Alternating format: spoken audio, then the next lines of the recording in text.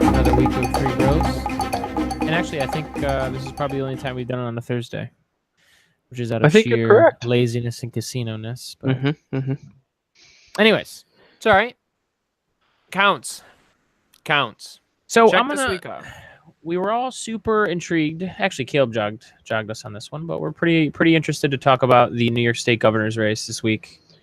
I've got a candidate that, and by the way, it's super helpful to have these, like, and that's why I sent it to you guys. I don't know if you saw something like that before, but that sample ballot that I sent to you guys, that was pretty cool.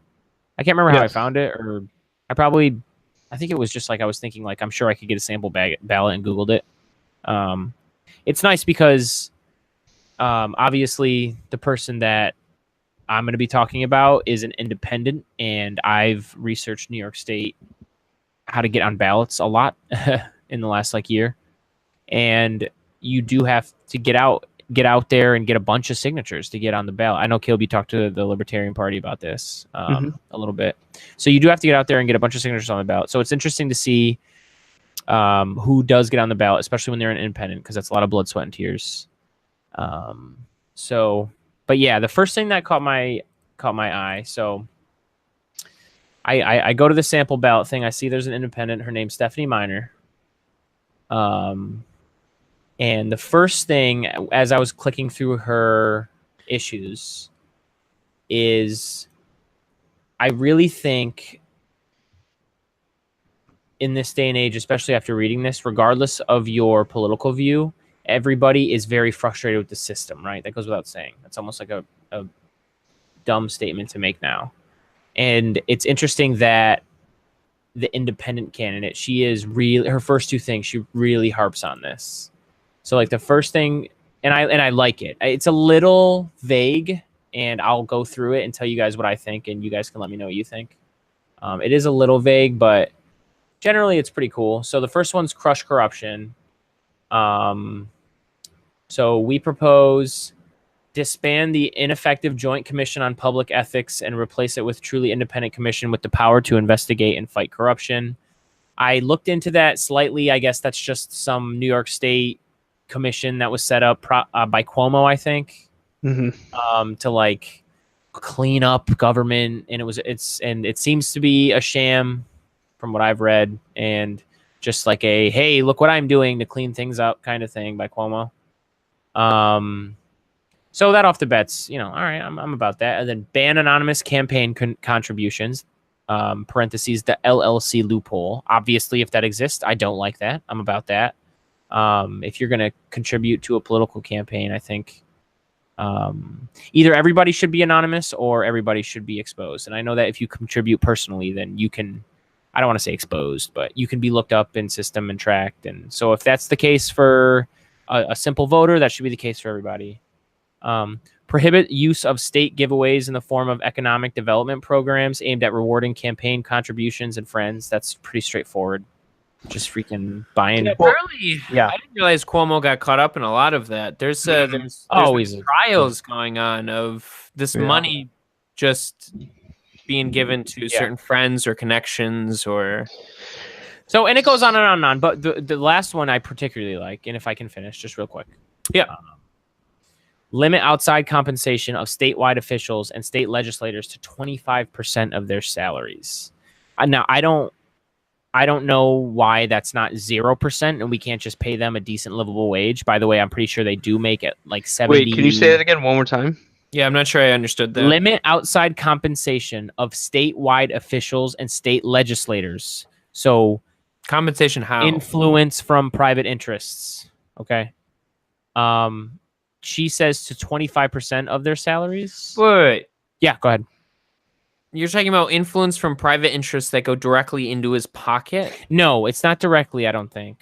You're saying contributions. And once again, to there's some ambiguity on these pages. A campaign. So, these are good questions. I don't, I just read this and I build what I think off of it, right? And that one, When it's more specific, it's easier to understand. When she calls out the Joint Commission on Public Ethics, okay, she's straight calling them out.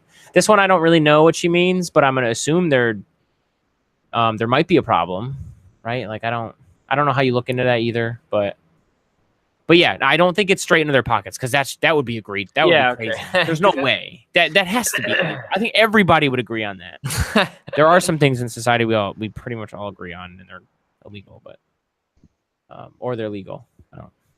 You know what I meant? But yeah, I don't really. I think state officials could be like in different parts of government, right? Statewide officials, state legislators. That's crazy. I don't think like we said it goes straight in their pockets, but yeah. So crush corruption, and then the second thing is just getting, and this is what I really like. This is what really grabbed my attention and really got me like, okay, just like getting more voter participation. Demand nonpartisan redistricting. Institute statewide early voting, remove restrictions on absentee ballots, implement vote by mail, allow election day voter registration, consolidate state and federal primaries, let me as an independent vote in any primary I want. You only get to choose one, but you still get to choose any primary you want. Like election day voter registration is interesting to me. Why? Oh, go ahead. No, it's just interesting. I just have not heard that before. I'm not saying that it's a bad thing. Well, I'm asking you why it's interesting to you. Well, I'm interested as to why that's an issue. How long? It's an issue deadline beforehand, like 2 weeks. It already passed. It's like 2 weeks before or 3 weeks. That's dumb, yo. Come on. I mean, I'm not saying it's not dumb. I'm just wondering what the argument is there. Why wouldn't you have election day voter registration? Why can't people show up on election day and say, I want to vote? You have a way for them. Like, look. Right. What difference does it make if you say, we'll do it 3 weeks ahead of the election? Because that displaces people that might not be able to do it 3 weeks ahead of the election. We don't know, right? Like, there's so many different communities. There's so many different kinds of people in New York State. There's probably people who... No. 3 weeks ahead of the election is the deadline. You have 2 years in between election cycles to register to vote. Okay. How about I put it to you this way, Chad? Right. Do you want to limit in any way availability of voting? As long as it doesn't mess with the integrity of the voting system. Okay, what does that mean? What does that mean, integrity of the vote itself? Because you're making it seem like you think that this would be voter fraud, and there's countless studies that just show that I'm assuming that there's a reason that we have a deadline in the first place, and it's not day. Why are you assuming that when it's the New York State government? That's my question. What? Why are you assuming they do things that make sense? Why don't you assume they do things that would be restrictive? Maybe they try to restrict... Maybe the Democratic Party tries to restrict Republican votes somehow in this way. Like, I mean, we see it happen all the time. In Georgia, they're trying to restrict voting, and there was somewhere else too. I can't remember, like Arizona or something. But don't most states have a deadline for you to register to vote? I don't think that's just a New York. I think a lot of states. I think Vermont does open primaries and voter day registration. Absolutely, there's a lot of states that do voter day of registration, and I don't know why that's cumbersome. And if you think that's the case, that's fine. You have to tell me why that'd be cumbersome. Well, I'm just because every single minute up until that election, I think should be every chance for every single person who can vote to be able to register. Go ahead. Sure, I'm just saying there must be a reason that we have a deadline in the first place. Why must there be? Then tell me what the reason is. Because it exists. It exists, so therefore there was a reason for it to be invented in the first place. And that's fine. But you're assuming something that we both can't know. And where I'm coming from is, why don't we open it up to every single minute? If you raise your hand and say, I want to vote, then you should. That's where I'm coming from. I guess so. Let's do voter day before, not day of. But why not day of? But why not day of? You keep saying, I think because there must be a reason. Okay, what? Come on. Why not day of? Obviously, potential for fraud there, Cyril. Come on. Then show me the study that tells me that that's a legitimate risk. I can show you studies that, okay, let me get a light Google. I'll be right back. Go ahead and keep going. Well, while Cyril does his light Google, I do want to really quickly go through the ballot for candidates of governor for New York, since this is the topic, and the only thing Cyril has talked about is one candidate, pretty much. Andrew Cuomo obviously is our incumbent, running under the Democrat party line. Marcus Molinaro, hopefully I'm not mispronouncing the name, Republican, Stephanie Miner, Independent, Howie Hawkins, Green Party, and Larry Sharp, Libertarian. Just kind of a quick, run through for each of these folks. Obviously, the incumbent being Andrew Cuomo.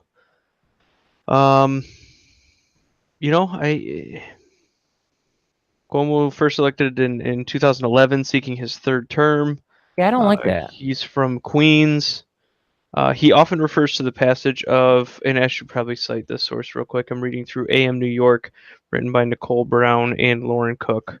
So these are their words here. So we're just trying to get a full review here. Passage of the statewide minimum wage, marriage equality, paid FMLA, and the raise the age as examples of his progressiveness. He also touts the completion of the first stage of the 2nd Avenue subway, renaming the now Mario Cuomo Bridge, and steps towards improvements to the Penn Station and LaGuardia Airport. One of the things he's been extremely criticized for is the MTA's poor subway service. And that, I feel like if you go through all the other candidates, they're really harping on that. Like, apparently, I haven't dug really far into what he's done, but if I keep going here, the governor repeatedly calls for the city to pay for half of the fast forward plan to modernize the system, which has an estimated cost of $30 to $40 billion. The subway system, right? Yeah, MTA, well, just the MTA in general. Apparently, the MTA, MTA is cash poor, right, and is being run allegedly very poorly. I don't know a ton about the MTA. We live in upstate, so this isn't a really huge one for us in our area, but I have to imagine that public transit down there is a big deal. So if he's screwing it up, that would explain why all the other folks are really harping on that one.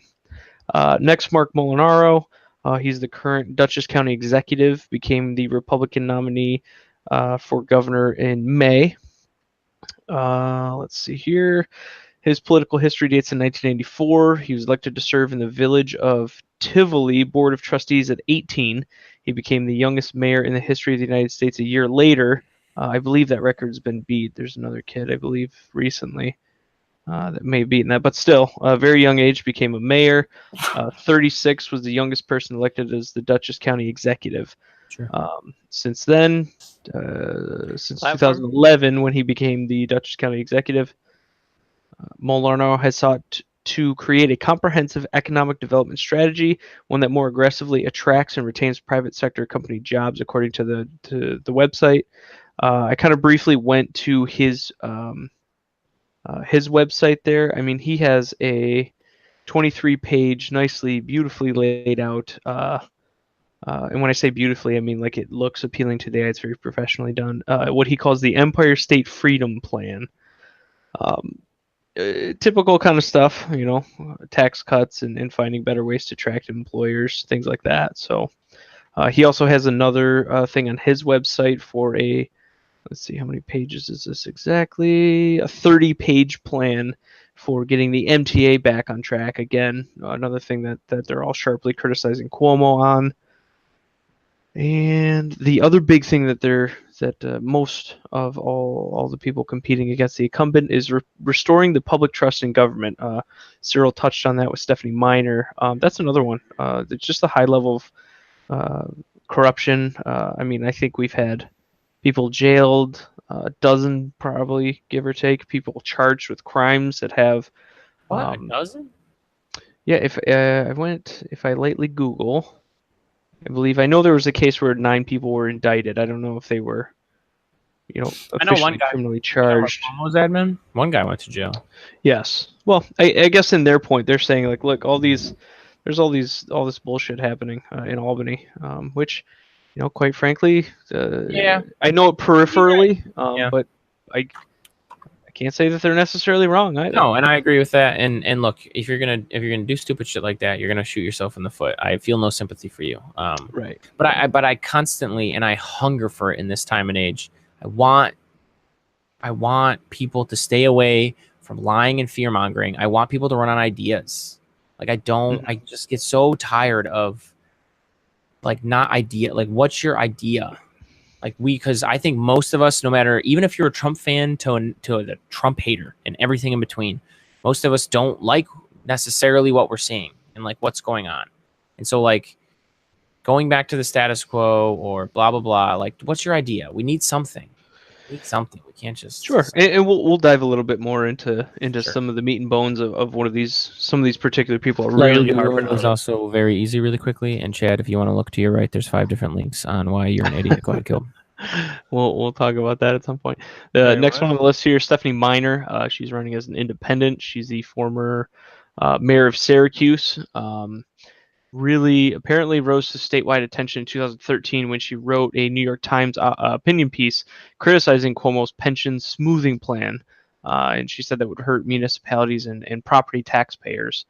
It says here on her site, she wants to restore trust in government by creating a new independent commission, as Cyril said, to investigate corruption, prohibiting giveaways to campaign contributors, and banning anonymous campaign contributions, reform the voting process, and cut property taxes and rebuild infrastructure. Those are her, sounds like more of her bigger topics. And Cyril, Cyril went over that quite a bit. Next, we got Howie Hawkins, Green Party ticket. He ran in 2010 and 2014.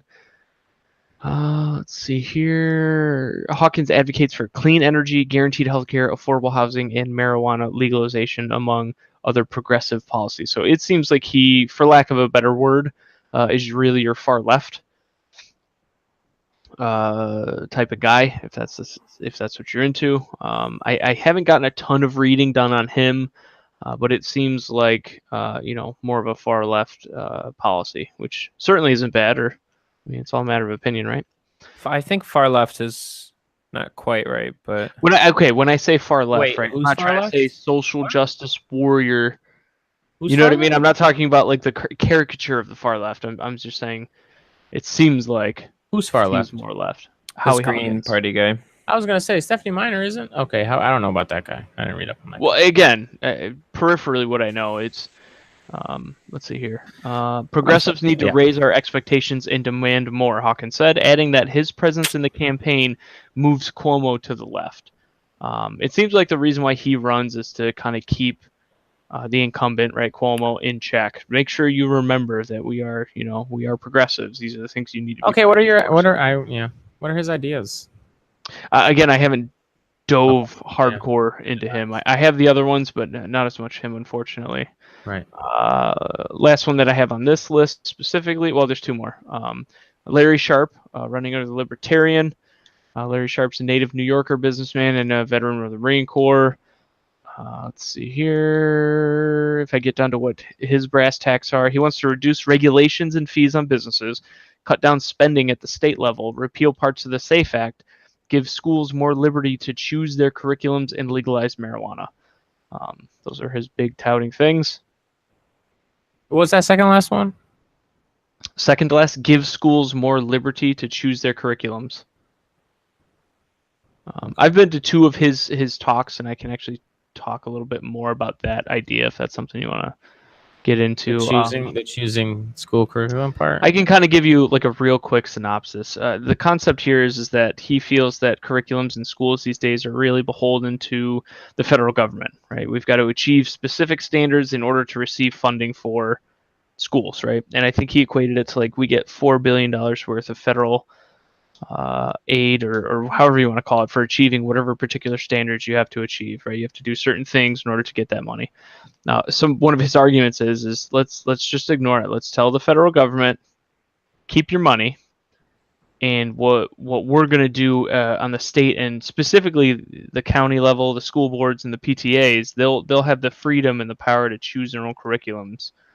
To really, according to him, right, hone in on the things that we can and can't do. Some of the ideas that he threw out there at some of the talks I've been to, he has this concept of stopping, I don't want to say stopping school, but going from K through 10 and treating 11th grade and 12th grade for the student. So, for example, this was the concept he kind of threw around, and I'm going to do it as quick as I can, because you can get really into depth with this, but each student would have the ability to spend, quote unquote, $20,000 for a 5-year span.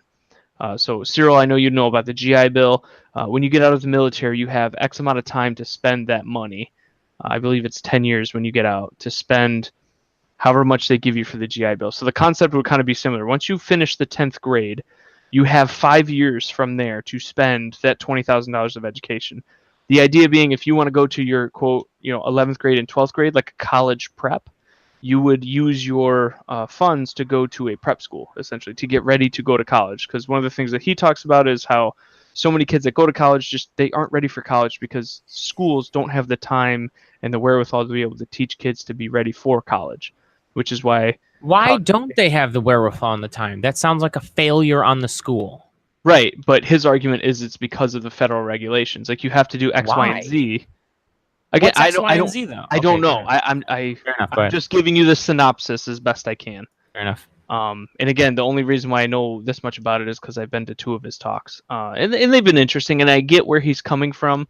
I do disagree with him on some things, but anyway, just to continue on with that, the other things that you could do as a kid is you could take a year off and go work, and then decide if you wanted to go to college. So then you could go back and go to that college prep school. Some of the other options you would have is to go to a trade school.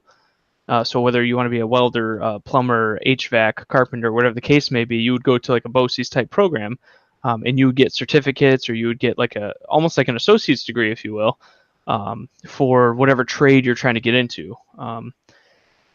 But you would have 5 years. So if you wanted to take a year off and work or do whatever it is that you wanted to do, which a lot of kids do before college sometimes, you could do that. And again, the concept being, and one of the things that he talked about is some of the struggles in high school these days, especially in the 11th and 12th grade, is you have such a varied level of children who have so many different interests. And things like bullying comes up, and teachers aren't able to really get close attention to their students. So if you took away all the teachers that teach 11th and 12th grade and put them into prep school, welding school, whatever types of schools you might want to have, kids who are there to actually do what they're supposed to be doing, right? They're more interested, they're more engaged. So when you have more interested and engaged kids, you have less potential, right? Bullying. You also have more engaged students, and you also have more engaged teachers. It's just kind of one of his arguments to try to make education in New York State better. I see where he's coming from. I think implementing a plan like that would take a really long time. But I get what he's trying to do. What he's trying to do is he's trying to return the power of managing the school to the local, to the people, if you will, in his concept. Yeah, I don't know if I'm entirely on board with that. Sure. I think you need to have a standard so you can't leave curriculum entirely up to individual schools. So let's put you in the deep South, and let's say you're in some rural part of Kentucky that doesn't want to teach a specific part of the curriculum that conveniently gets left out. Right. Like you need and certain standards, but I wasn't gonna say it's not even for me. It's not even that. That's probably the identity politics thought process of the South, which Chad's not wrong. There's a lot more room for abuse there. Sure. Than just... But where I would come at it from, which would be much worse if you think about it, is if you don't, we have a society and we demand people work. If you don't, you're looked down upon. So we need to be providing skills for these people. Well, if schools can just teach whatever skills they want, who knows if they're teaching the skills that are productive in our society? That's just a failure on the school if that's the case. You have to learn shitty things sometimes. Get over it. Sure, but let's go from a different perspective, right? What are things that we're, from an education perspective, that we are really shitty in? I would argue that in New York State, every guidance counselor you go to, it feels like they want you to go to college no matter what. That's the path. That's where you're going to be successful. And his argument is not every kid can do that. Not every kid wants to do that. So why are we forcing them by using, and you guys have to remember, right, we have quote unquote free college. I say quote unquote, but it's just because I don't know as much about it as I should. But we have free college in New York State. If you stay in New York State, you live in New York State for SUNY school, right? So it makes it that much easier for guidance counselors to be like, well, just go to school. You'll figure it out there, whatever. Go to college, right? And he's saying that that's not. Do they say it like that though? Well, I'm being a caricature of that person, right? Sure. But that's the feeling for people who are following Larry Sharpe, who are into that message, because a lot of them are farmers, they are plumbers, they are welders. Is why not kind of at least entertain this option? And what I thought was kind of interesting is because I did hear somebody ask that question. Yeah, that does leave room for corruption or leaving out certain parts of a curriculum that maybe should be taught. And his argument against that, and I wouldn't say it's against it, but for every restriction we're placing, that eliminates the potential for innovation. And what he wants to do, and his whole goal is to provide the space for school districts to innovate in such a way that we can do the things that are the best for each student. So no restrictions. Not no restrictions. Not no restrictions. Okay, you just said restrictions equal the lack of innovation. Well, so it's hard for me to give you like very specific examples because again, I'm not as well versed as I probably should be as I talk about this. I know. But if every single kid, yeah, go ahead. let me give you an example. Yeah. Me in the 12th grade, I think I only took 3 classes the whole year. Mm-hmm. That's kind of a waste of time, isn't it? No, like realistically speaking. What else should you be doing? I did study hall. I had the option to not do a science. And I didn't do a science. I had the option to not do math my senior year, and guess what? I didn't do math. So,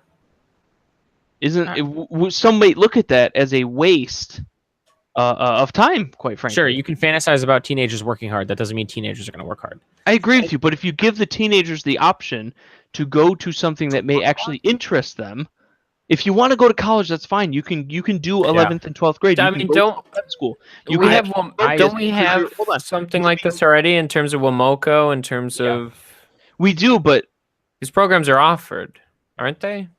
And nobody forces you to go to college. Continue to make it nobody that says you have to go to college or else you. Then explain to me, Cyril, why we have such a significant college dropout rate. Explain to me, Cyril, why it takes people 7 or 8 years to get a bachelor's degree. I think sometimes when I talk to you, and you can tell me I'm wrong, sometimes it feels like things either have to be perfect, or if they're not, then we can't support it in any way. That's not what, but maybe. So let me give you an example. 80%. Sure. Let's say we spend. Not even like we do spend money on. Nowadays, New York State will grant you funding depending on what your income is. They'll pay for a SUNY school and in-state public college tuition.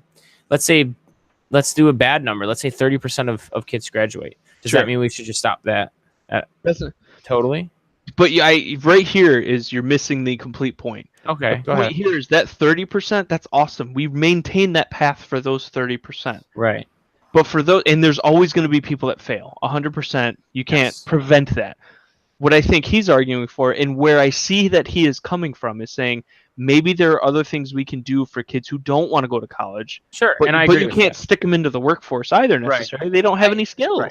Right. So why not create a path for those kids to attain those skills to become productive members of society? You're going to be more motivated when you're engaged and interested. I agree. And especially if I see where you're coming from. But I would say this. Go ahead. Especially when if you're choosing to be there, you're going to be around other kids who are choosing to be there or are more likely to be engaged. Mm-hmm. So it creates a better environment for everybody. I mean, I can tell you right now, you guys remember food science, right? Did you guys ever take food science? Yes. I did not. What? You guys both took food science? Yeah. I didn't, but I know that facts? Wasn't that facts? No. Food science is high school, bro. Yeah, high school. You got all the way up to like chemistry. It was a cop-out for science. It was a complete cop-out. It was bullshit. It was not a real class. It was a BS class. It was complete horseshit. And the point here is like, somebody might actually be interested in nutrition and food science and go into that class and be completely demotivated to ever do it again because you're not around kids who are there to learn. You're not. And the point here is that if you can create the environment for kids to choose a little bit more, they may be more engaged. That's all. I think we need to do a better job of ensuring people have fulfilling, good-paying jobs. I don't give a shit about the education level. Like, dude, I'm about to get a degree in something. I just had a conversation with the people, the president of where I work this morning. And the things that I will probably be doing, it doesn't matter. It doesn't matter.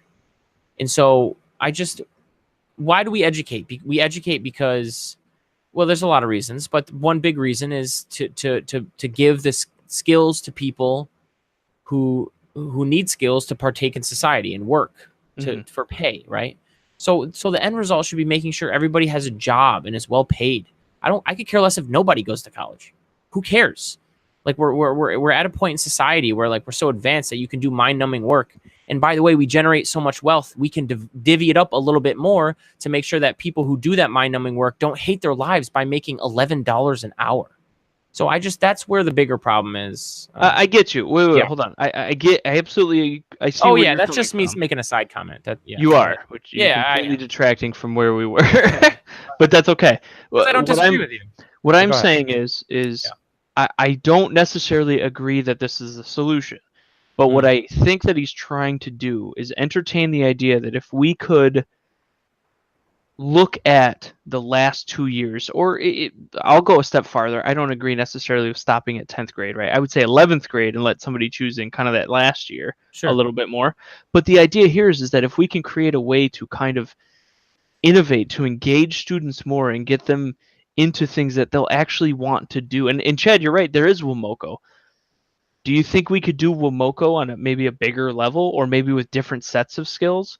I mean, the thing that I see all the time around here is, right, Continental School of Beauty, right? To become a barber, become a hairdresser, right? Couldn't we just incorporate that somehow? Yeah. Right? Because there are people who are really good at that and want to do that for a living. You're fighting, and there's a lot that goes into this, no question. Yeah. But another thing that I think of is that you're fighting a social stigma. I want you to sit down. Not I want you. I shouldn't say it like that. But I wonder what would happen if I sat down a random sample of 20 17-year-old going into senior year high school students. I wonder how many would actually know what they want to do. I wonder how many would actually say they don't want to go to college because there's a social stigma. You know, these are the things that you're just working at. You could give robust options, but if there's a stigma of, if I don't go to college, I look dumb, or maybe not even a stigma. Maybe people want to go to college because they know if they can and they can pass, then they can reach higher no matter what. Okay, that's what you're fighting against. That's tough, you know. I think, and you're right. You're right. There definitely is that stigma, but I also think at the same time we're starting to come off of that a little bit. I hope so. It's stupid because people are looking around and they've got insane levels of debt with no It's job. dumb. And they're making $12 an hour. Right. There are situations where you're looking at it and you're like, wow, you have an accounting degree and you can't even make money. Mm-hmm. Right. Those are the people that I'm like, oh, we that's not good. We have somehow failed. And then there's other people who feel pressured into it, and then they get into and they get a liberal arts degree that really doesn't do a lot for anything. And that's kind of like, who's on the wrong path? And I feel like those people are the ones that I want to go after. Yeah. Because if you have an accounting degree and you can't find work, for me, that's more just a matter of time. And it's a matter of maybe even moving. Maybe you just don't want to move, and that's why you're in the situation you're in. Because an accounting degree right now is desirable. Does that make sense? Yeah. And I want to ask you, let me, so I went through minor a little bit. You went through sharp a little bit, and it's interesting to me. What jumps out at me definitely is these are unsexy topics. Like it's not surprising. These are third party independent candidates. These are not sexy topics. Like talking about corruption, talking about people want to talk about healthcare right now. People want to talk about immigration for some reason. People want to, so let me ask you, what did Larry Sharpe say about healthcare? What is his healthcare solution? Yeah, that's where I think libertarians fail ultimately. Don't do well for me, right? And so I'd like to, and I'm not trying to pigeonhole him. So I would that's all right. That's all right. If you've heard anything, or if you can't orate, I can just read off his website because I clicked on it. But if you can orate, kind of what? Did he talk about it at all? Or what is the impression you got about healthcare from his talks? To him, I mean, I would first start at his website, right? Sure. And I'm there. So. Arguments around who pays for healthcare. Really quickly, Caleb. So he didn't talk about it at his rally because that fascinates. No, he did. Oh, he did. Okay. Because it is a big deal. Like that's pretty much. No. He absolutely did. It's just okay. For me, I hate to say it, but I got you. Healthcare is a difficult one because. Boy, I tell you what, when you crack open, I'm sure you guys can agree, you crack open that issue, boy, you're talking about thousands upon thousands of pages and just trying to wrap my head around the healthcare system is difficult, right? But here's the three simple ones it looks like he's got kind of laid out here. Require all providers to have transparent pricing that is simple and easy to understand. I get that. I mean, I just went and got teeth filling. Oh, go ahead. Spark a discussion just off one. Go ahead. Who do you think would do a better job of that? Would you think that if there was a Medicare for All system there, they'd do a better job of keeping it transparent? Or do you think if it's privately controlled by insurance companies, they do a better job with one? I'd like to hear what both of you think. I think you have to have government mandate. No matter what you do, it's a government mandate. Okay, fair. You have to have government no matter what pressure you them do. into keeping. Yeah. Okay, Yeah, gotcha. that's- Chad, what about It you? has to be a law either way, in my opinion. Well, especially if it's Medicare for all, because you know that insurance companies know they have guaranteed money coming towards them, and it's easy to game that system. So you'd have to make them transparent. I think There needs to be external pressure, at least. We all agree on that. I think so. Oh, yeah. 100%. Okay, yeah. And I think it's, to your point, Cyril, it's easier to do that with Medicare for all because you're already in control of that negotiation. I get that. Right. It's easier to do it that way. And in theory, government's supposed to be responsive to people. Correct. Because it's government. In theory. Go ahead. And here he's saying, and again, I haven't dove in really far, but either way, right, this has to happen. Even if we continue the method we're on, it still has to happen no matter what. Yeah. Provide a website resource to help New Yorkers find the best and cheapest solutions for their health care, including price comparisons between providers. That's something that is... Sounds like Obamacare. Right. Yeah, okay. Well, not Obamacare, but they do have like a website that you can shop the... Yeah, okay. Okay. So this one's tough, but repeal certificates of need... CONs. CONs are essentially permission slips that healthcare professionals who are already properly licensed and must obtain to provide healthcare to consumers. In theory, this piece of paper proves there's a need for their practice. In reality, this is a pointless barrier into entering the healthcare field that has zero positive trade-offs, such as increased quality or reduced costs. This one he talked about. I did listen to him talk about this. Oh, I see. This just seems like more regulation on top of... He's saying, look, you're already licensed. Why are we making you pay more money for another license on top of it? Let's get rid of that to help. And this is a good example small of ways to lower costs. One day, if we have any sort of clout and people listen to us, we could say, hey, who created this? Who knows about this? We could have a discussion with them, because that'd be fast. Like, I would love to ask a person who actually is in the know, like, hey, you tell me, why do we need certificates of need? And then listen to them. Right. Anyways. Well, that's interesting. To go back, right, for the libertarian argument, it's... Conversion of Medicaid into a lot of it's less regulation, right? Mm-hmm. So it looks like he's got a chunk here about Medicaid and state-funded health plans. A minor but necessary increase in copays, which must be paid before using the funds. However, we will maintain $0 copays for things like vaccines and birth control, since these are measures that help keep the overall cost of healthcare down. He used a story that I don't know if I necessarily agree with, but I guess people who are EMTs, and if I know one, they can probably tell us a lot more one day.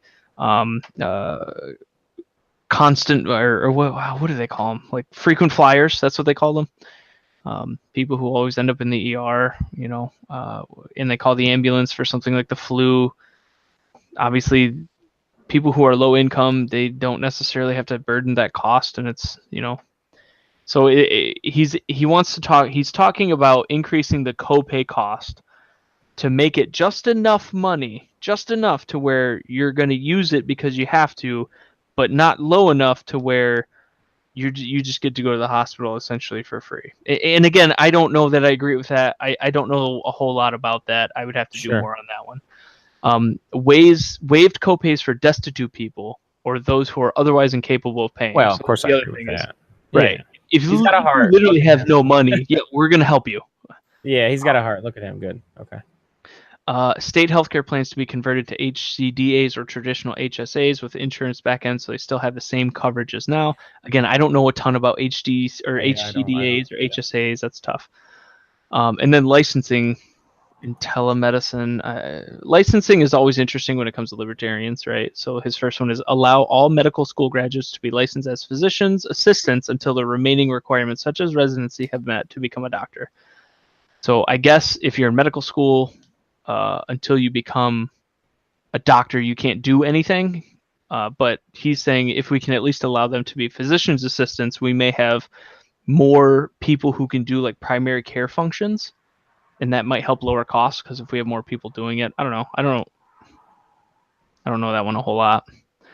And college course requirements for medical school, which will enable doctors to finish school with less debt and have an easier time of starting their own practice or clinic. Again, trying to get more doctors, because one of the things that he did talk about a lot is the fact that we don't have enough doctors, which makes it more difficult. And of course, the more doctors you have, the larger that bell curve, right, of really good doctors and potentially really bad doctors, but the argument there is we just don't have enough doctors to help everybody. So if we do things to help make it a little bit easier for people to become doctors that want to, that might help us in the long run. I don't know a lot about that either. And there's a few more. We could go on and on and on. So it's not. I'll say this real quick. That's actually more. It's better than I thought a libertarian's position would be. So I guess maybe it's because he's running in New York. Maybe he actually believes in this. Who knows? Maybe I'm too cynical about it. So when he did speak about it, it felt like he really did believe in it. Sure. It felt to me that he wanted to end abuse while also truly taking care of the people that really need it. Yeah. And that's a really fine line to walk. We all know that. I don't know. That's tough. Yeah. It's always a tough one. He still has a shot at getting my vote. All right, let's move on to real quick. He might actually lose my vote right here. Let's go to the break the chains of the. Oh, go ahead. Sorry. Joel Gambra is Buffalo is a former county executive of Erie County and comptroller. Oh, he's another candidate. Shit. Well, so here's the thing: is he's on this one here, but he's not on the ballot sample. So I don't know if he actually made it. That means he didn't. Yeah, he's not gonna. What are you? Did you just go to Ballotpedia for the candidates or something? I pulled the one that you the Ballotpedia one for the sample. Okay. Yeah. So I don't know that he actually made the tickets. So we can kind of leave him off. I think he's. But there are your 5 candidates for New York State governor. So go ahead, Cyril. And just touching on healthcare, and this is kind of what I wanted to do because it's kind of fun. Yeah. Just going through part of someone's platform and just making comments, what we think. Yeah. Let's do the Break the Chains of the Unsafe Act on the Libertarian. Oh, Second Amendment rights. Yes, this is going to be a fireball. I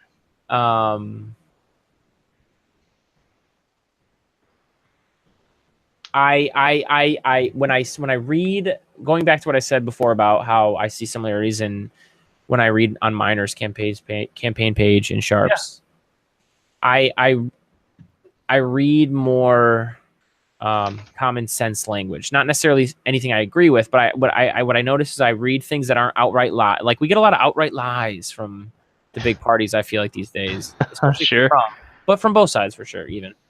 And when I read this stuff, it's more just like direct, and it's not like those sexy lies that are told in politics. It's not like sexy bullshit politics. It's just, hey, and it's actually stuff that appeals to us three, but I don't know how many. It clearly doesn't appeal to a lot of people. So it's unsexy stuff. But, and this is why I kind of brought up and we can go through the whole thing, and I want to, but number one, the hardening of individuals who are charged with crimes in violation of the SAFE Act is a serious problem. Is that a serious problem? And if it is, when was it? Who's been arrested?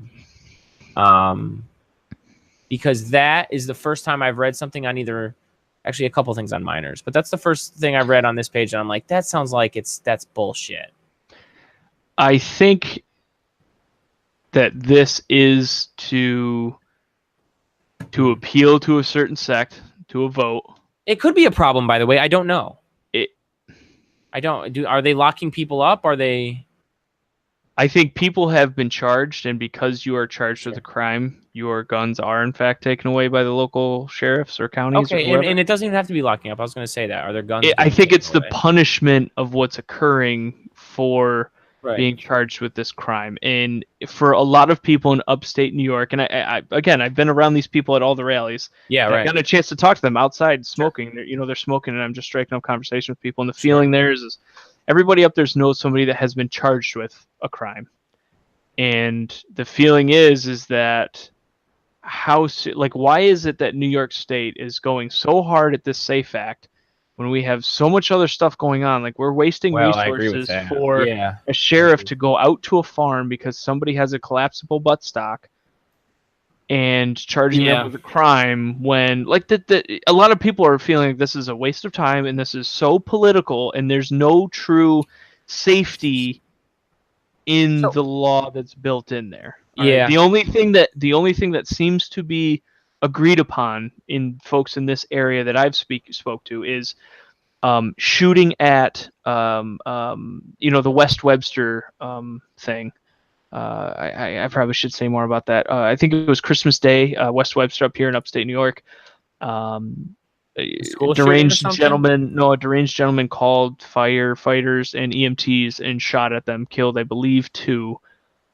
And wounded 1 or 2 others. So that provision, there's a provision in the SAFE Act that all those people want to keep, and that is if you do something that to ambush a firefighter, a police officer, an EMT, you should be charged on top of the charge, right? So if you get like if you didn't kill somebody, you get aggravated like battery or assault with a deadly weapon, plus the fact that it was, a police officer, an EMT, a firefighter. So we really, really throw the book at you if you do something like that.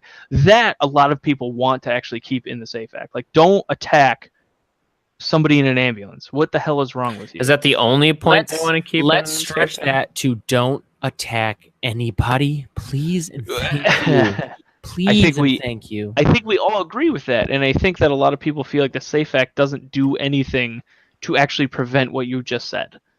Why? That it's purely political. Well, I mean, what does the state say? You can't have a magazine that's 30 rounds, right? I believe. Why you can does only that have make 7. me more unsafe? That's what they're asking. Why? Okay. No, but they're the ones that are making the claim that makes society more unsafe. Why? No, they're making the claim that it doesn't. It does nothing. It's a political stunt, for lack of a better word. That is not a bad argument. That one I'm open to. They're saying that the purpose of, or at least those purposes of that is, what are we really saying? Because if you have a 7-round magazine, sure, I'm just changing the magazine. So what difference does it make? Now, others would argue, well, why the hell do you need a 30-round magazine? Like, what's the purpose of that? Because, reloading at least stops people from shooting momentarily. And of course, everyone argues about how fast you can change a magazine, blah blah blah blah blah. Right. We really get into weird minutiae, but I think I don't care about the weird minutiae. I think the idea here is a lot of people don't like the spirit of the law. Does that make sense? I'm trying to phrase it in a way that would make actually sense. I don't really care for. But a good argument is that we suck at priorities. Should states that like Florida, where they actually had school shootings this year and they were tragic. Should they be doing something? Should they be rethinking what's going on? Yes. But has New York State had a shooting? Have we been exposed to one of those things, like a school shooting or? Well, again, we had the West Webster incident. Suck at priorities, yo. We absolutely suck at priorities. Okay. No, nothing's happened because the SAFE Act was passed. That's the argument for people who are in support of it. And well, I need to see evidence for that. But look, my point is, we suck. Evidence is that nothing has happened. Sorry. Well, that's not wrong, but look, we suck at priorities. We've got to argue, and this is what frustrates people on all sides. I think every level of not every level, but especially federal level of government. But the bigger you go, it just feels like we're not prioritizing the things that are most damaging to our society right now. Wage stagnation is not good. And this year, it's gone up a little bit. And this is just an example. It's gone up a little bit. But even those gains are eaten out by the inflation because everybody's making more. Right. So I just get so tired. And that's where I sympathize with these people that say, why are we trying to do a whole bunch of things? We shouldn't just let people have whatever they want. We've had this conversation. I think. You guys can disagree with that if you want. So, but where does your vote lie then? If I was, and someday I will run for an independent nominated spot in the assembly or even the state senate, I would say I'm in support of the Second Amendment, and I'm open to repealing parts of the SAFE Act or any gun regulation that isn't doing anything. I'm saying, who are you voting for? We can have that conversation. Oh, in the governor's race? Stephanie Minor. Okay, so you are going with Minor then. Caleb? Yeah. Oh, I thought you were being facetious. No. Chet's trying to go to bed. I am kind of trying to wrap up. No, you're good, man. You're good, man. We can. We could have kept going for days. But if you're gonna put my feet to the fire, I'm gonna go sharp. Okay, there you go. Yeah, look, I'm still Minor / sharp. Whoa, you don't get to skate out of here, Chad. I'll throw my 80%. I was going to say 20% sharp. Yeah, I'll throw my lot in with Minor. Okay. Fuck Cuomo. Although, let's be very clear, he is going to win. But yeah, I don't like that mentality because it encourages I'm all about voter turnout, even if everybody turning out votes the next Hitler into power. I want people to turn out.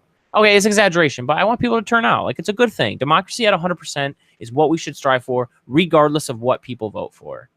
And so you're not wrong, Chad. I just hate saying stuff like that because then it just like depresses turnout. And I actually like the fact that we can, here in New York, we've got a bunch of different, like, can you imagine what if there's probably a lot of small states where you only have Democrat or Republican option? What if you're a young person who's super progressive or a young person who's super conservative? Or, I mean, young people tend to be more free thinkers at the time. So like, what if you're just any kind of young person that's like, well, I'm not D or R. Like, what am I supposed to do? So I like that we have a bunch of candidates. That's pretty cool. Well, I think what's great about having the candidates right now is the fact that, I'll use an example, and I might have to lightly Google this. I might be blowing this completely up. But I believe initially Cuomo was not necessarily for legalizing marijuana.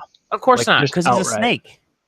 Well, from my understanding, he has kind of changed his stance. And yeah, because he licks his finger and sticks it in the wind. Why? But why? So he's licking. Wait. Let me. I'm trying to point something. He's licking his finger. He's sticking it in the wind. He has no. Yeah. Where is he getting this from? And I would argue that it was Cynthia Nixon. She was starting to gain some ground. She was actually becoming a little bit of a threat. And one of the bigger things that I think that did he change his stance during the campaign? Because then I would believe that. If he did, I have to lightly Google, but that's the impression that I got. I would believe that. Absolutely. And the point here is that having these, and granted, Cynthia Nixon technically isn't a third-party candidate. She did try to run under the Democrat platform, but getting more people in there with a voice and shifting that tide, I feel like, is what pulls those big parties in those directions. So if you are in a state that only has R or D, you're kind of SOL. I don't think that really exists. I think there's a lot of political parties for most races like this. I think the biggest problem is until we change how our elections work, then you're never going to look anywhere besides the main two camps. Until we get a grip on how we disseminate information. Right now we disseminate it based on sensationalism, and it's really not helping society, man. I think a lot of people would agree with that. A lot of people. I don't think you can fix that. That's what I was about to follow up with. Don't ask me if I have a solution though, because I don't know. Like, right? Because we also have capitalism, and we exist in this area where we kind of let our emotions and these things even create new markets. So they're not just going to go away. It ebbs and flows. Yeah. I mean, we learned about yellow journalism. I don't know if you guys remember learning about yellow journalism. Those kids who would stand on the street corners and shout out hyped up news headlines just so they could push their papers. I mean, there was a period where we moved past that. Breaker fan. So, and there is an argument to me, and it's made all the time, and I sympathize to it. Well, we change it with ourselves, by starting with us. But here's the thing: how many times have I said, when we've had conversations, whether it's on the pod or not, over the years, you cannot just, if society is thousands of millions of people walking in one direction, shoulder to shoulder, you cannot just try to like separate the sea and push everyone the other way. Your solution has to figure out how to work with the tide. If it's human nature to react to sensationalism, you can't just say, do better. Fuck you, dude. We can't just do that. That's not a sensible solution, because you are trying to change culture, change human instinct. Like, you can't do that. So you got to figure something else out. I don't want to hear this, if you don't want to have kids, then don't have sex when you're a teenager. Go fuck yourself. Okay, that's not a sensible solution. Well, at least wear a condom. Well, that's all fine and good, but every single person that says, hey, make sure you wear a condom, didn't at one point because their emotions got the best of them or their hormones got the best of them. Like, we can do better. We've got to figure out how we can do better. Like, nice. Sterilize that answer. What's that? What's that?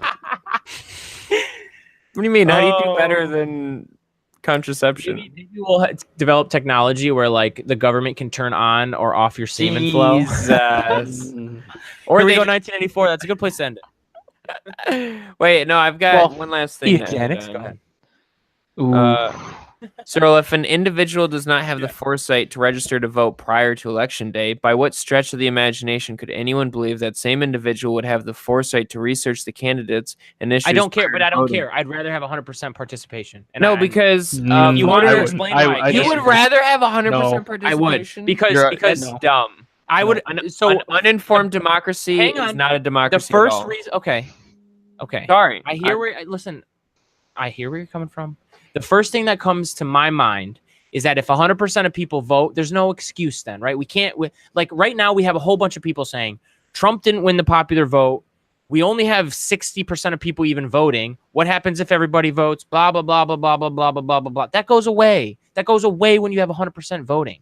Okay. And this idea that like the last 40%, hang on, this idea the last 40% that didn't vote in 2016 or doesn't vote usually is smarter than the other 60% is ridiculous. I bet you some of the people that sit on the sidelines are maybe smarter than the people that vote. They're not the people who just bang on their drum of just like Trump, Trump, Trump, or freaking, you know, the other side, whatever the heck the other side would be of Trump. I have no idea at this point. But why do you think the average person that doesn't vote doesn't vote? Why would you say the average person that doesn't vote doesn't vote? Because they think it does nothing. That doesn't make that person stupid. No, I would say they don't care. I would say a lot of people just don't care. People in New York and California, a lot of people have no interest, and if you have no interest in the election, you shouldn't be voting. You are so lucky to live in a country where you don't have interest. Cyril, can I ask a question? Come on. That's why it shouldn't be compulsory. But I want participation. Hold on. I don't want excuses or go ahead. Participation of your own volition. Hold on. Who are you to take away my right to not care? And to not vote. Freedom isn't free. You're talking about freedom. That's fine. That's fine. I've never talked about mandatory forced voting. I only talk about, hey, why don't we make the voting day a holiday? Why the fuck don't we do that? That's stupid. Oh, I agree with that. Same day registration. Yeah, no. Why can't I participate in primary when I'm an independent in New York? This is bullshit. We should be maximizing every single potential thing that we can do to maximize the turnout. I'm not for mandatory forced voting. That's ridiculous. I'm not for that. But we don't do the way you phrased it initially was very much like and that's the compulsory voting. We still don't do what we should though. I'm still against same day registration. I posted some articles, especially the one in Georgia is so heinous. 70% of these people are being held up are black, and it's the first black gubernatorial candidate in history. That's not a coincidence, man. And also the person running against that gubernatorial candidate is literally the Secretary of State of Georgia, who is in control of this. Who gets to push these buttons? No, that's definitely definitely a big problem there. That would be a conflict of interest. There's a bunch of that going on in. So I understand where you guys are coming from. I just think that where I'm coming from is there should be more alarm for what I'm like. You're not wrong. I understand what you're saying. We want informed voters. We want these things, but we don't want them at the cost of people not voting. I don't think. So at the cost of uninformed people not voting? I don't care, dude. I don't. See, that's the difference between you and I. Because you call yourself an informed voter. Why? You're voting for Minor? Oh, go ahead and read me her platform line for line, or even just tell me every single thing of her. You don't know. Like you're just. I've done just by listening to you guys more research than probably 70%. I don't disagree with that, but are you? How about? Let me ask you this then. I shouldn't. That's my problem. I'll put it this way. Do you think you're informed enough to make this decision? I would say so. Okay. At least for gubernatorial. We can do. Maybe not from my representative. I'll always disagree with you guys on this. I just want more people to participate, and I also think that if more people participate and you encourage them, then it's more motivation to get informed. We shouldn't be discouraging this stuff. It's really dangerous when we do. But the idea that same-day registration will increase votership in a manner that at least I don't think that. Hold on. All right. Well, you can keep interrupting me. But the idea, and where Chad's trying to come from, is the idea that will give you what you're looking for. I think is where we kind of disagree with you. We do want. What am I looking for? We do want participation.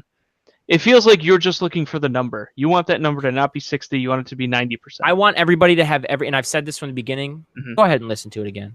I want everybody to have every minute to be able to take advantage of that opportunity. That's it. It's the opportunity. It's not about fixing. I don't think there's some problem that's going to be magically solved by that. But that doesn't mean we should extend to the last minute you to be able to vote in your own society. It's disgraceful if we don't do that. In my view, last minute to me is suggestive of a voter who just didn't really take the time. So that means we should disqualify that voter who decisions by their elected officials are going to affect them whether they liked it or not. I think that the responsibility of this should be up to the Board of Elections, and that the Board of Elections does a terrible job engaging voters. I mean, how often do you go to somebody's website? I mean, shit, I'll go to Cuomo's website right now. Go to Cuomo's website. Commit to vote. There's a friggin' button that gets you to...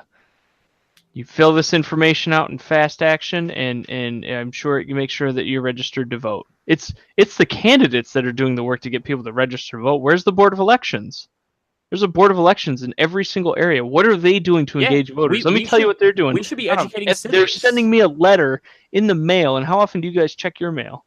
Every day. They should have a Twitter account. They should be using social media to try to engage people to register to vote. That should be their entire thing. Matter of fact, a Board of Elections should be rated based on the amount of people that are actually registered. I agree. Let's raise taxes so we can pay for it. We agree. Let's go. I didn't say a word. Well, about then how do you pay taxes. for it? How do you pay for that social media coordinator who's going to work in the office now? How do you pay for the more, I think the Board of Elections can be done extremely cheaply if all the Board of Elections, you do like a statewide thing, right? It doesn't have to be an insane fucking campaign. Like you can probably spend like $5,000 on it. Like that's not a ton of money to increase engagement. Well, my point is that if all you do is send a letter through the post office to my house, which, I mean, I get so much junk shit mail that I wouldn't be surprised if that shit slipped right through and I threw it right out. And look, there's always personal responsibility in this. I never said let's force people to vote. I feel like you guys are agreeing with me, but you're not. You're agreeing with me, but at the same time, you kind of like want to jab me because we agree. Hold on, we agree on the problem. We don't agree on the solution, and we do that all the time. There's a problem. What's the problem? The problem is there's not a lot of people engaged. That's the problem. Is 60% of people voted in the last election. But then I say that we do things to discourage that, and then you agree with me. Why don't we fix that too? Why does it have to Let's make voting day a holiday, a national holiday. Sure, easy, Cyril. I think that for us, we would rather see those things done long before, like the last. For Chad and I think, Chad, tell me if I'm wrong. The last thing in our list to increase that engagement would be to open same-day registration. We feel that there's a lot more things that can be done way before that to help resolve this problem. Down to the base. We don't have to think about it in the fact that there's a problem or not. Let's just go to the base and say, how do we get voters engaged? That's where we should make it compulsory then. So make it compulsory is what you're arguing for. Right. No, I'm not. I am saying that we don't do enough today. Yes or no, Chad? Do we do enough today to get people motivated to vote, to be a participator in voting? Do we? Voting in and of itself should be something that compels everyone, Cyril. Come on now. You shouldn't need to be compelled to vote. You should just know that it's a responsibility you should take seriously. Oh, wow. So there you go. Chad lives in a fantasy world where nobody's oppressed right now. Nobody has to work all day, every day sometimes. Whoa. Nobody has the means to get to information. Wait a minute. We live in an age of information. What's the issue? Where's the issue? Oh, my God. Wait, hold on. I want to go back to what you said. Every neighborhood, they shouldn't have a problem. Whether they make $7 an hour in the middle of nowhere with no car and the nearest pole far away. I can cite articles right now where they've been shutting down in minority areas in Georgia. Am I arguing for shutting down? Wait. So no, you're not. I arguing for shutting down poll stations? There are people that have actual limitations to voting, and you're overlooking that. And I think it's irresponsible. Even if one person in this country, they couldn't vote because they didn't have a car. I'm not talking about those people. You're placing the blame on them. You're saying every single person has the What are you talking about? So every single person has the equal opportunity to vote, and it's easy for them to do, and we do the right, and we make sure everybody is engaged. Is that what you're saying? Because I never said that. What I'm saying is... Yeah, go ahead, Jed. I don't know where you're coming at me sideways with. I'm not talking about supporting voter suppression. I know you're not. I'm just saying these things are actually happening in society. And you did make it seem like a few minutes ago, it's on people. They should just be able to vote if they want to. If they want to engage, they can. It's not that simple.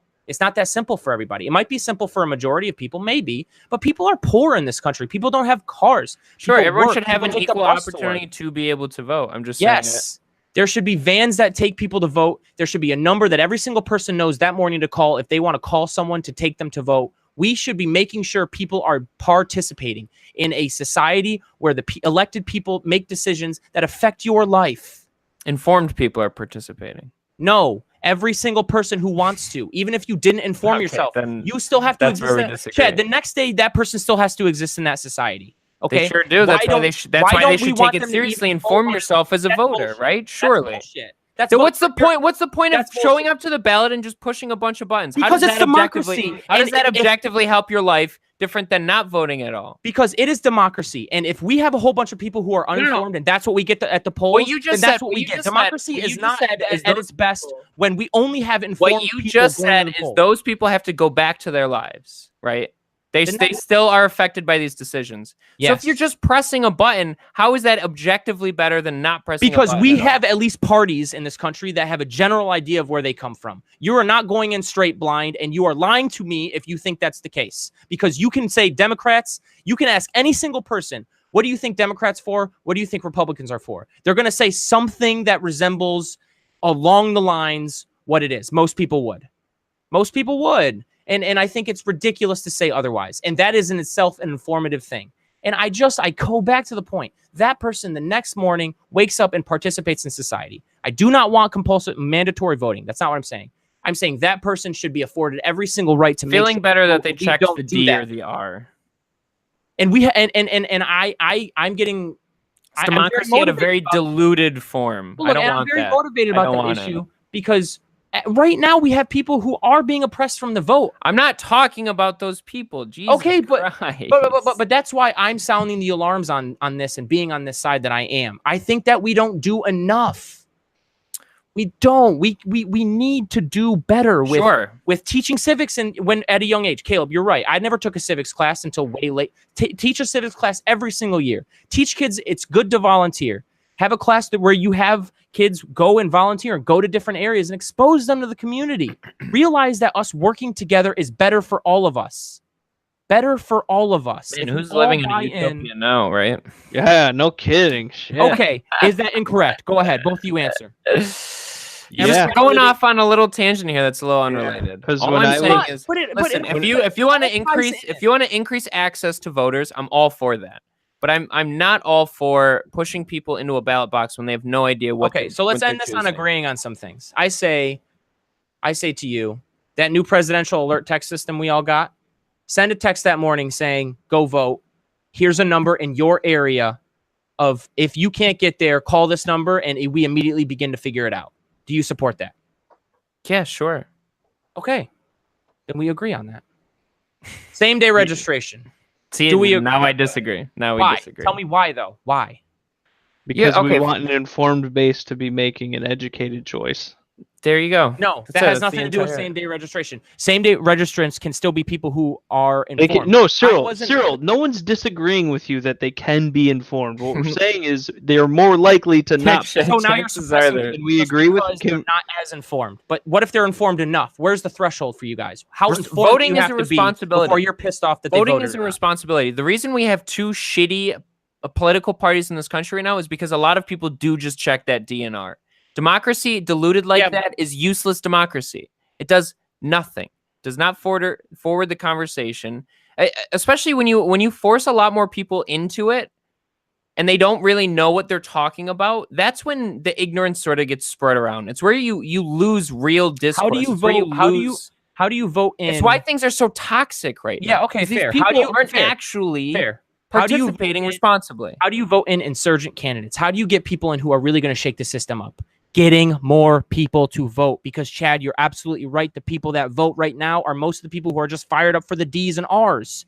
Let's get more people to vote. If we can bring everybody in, maybe there's a 40% of people who don't even vote that are all under the same tent, a different party that wakes up, that shakes things up. If you want to call these things out, Chad, tell me how you're solving them. You can call things out. You need to tell me how you're going to solve that. Well, first of all, what you need to do is open up elections. We need rounds of voting. That way you can't suppress third-party voting too much. How do we get there? Chad, if most of the people that are elected in. Yeah, go ahead, Gil. To Cyril's point, though, if you're doing rounds of elections, like it's hard for people just to get one election. It's even harder if you have to do several of them, so. I'm all for increasing access. I'm also all for increasing education, though. Like, how do you do that?